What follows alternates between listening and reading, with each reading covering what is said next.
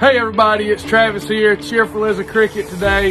I hope you all are having a terrific day. This is lesson 2. Yesterday we talked about how all calories were not created equal. They all break down in our bodies differently depending on the source that they come from.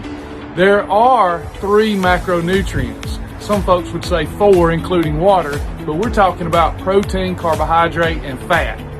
So when these calories break down and your body sees protein, carbohydrate, and fat, there's different chemical processes that your body utilizes to break those macros down.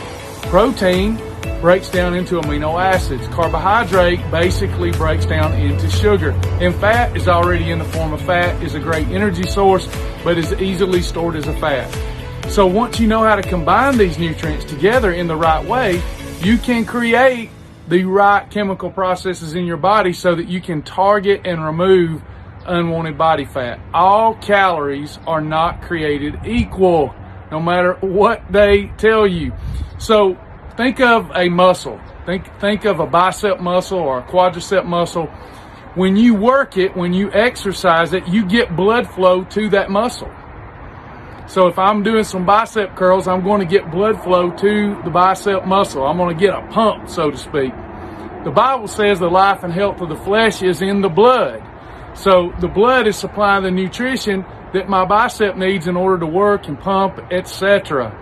So how is your digestive system any different? It's a lean living tissue.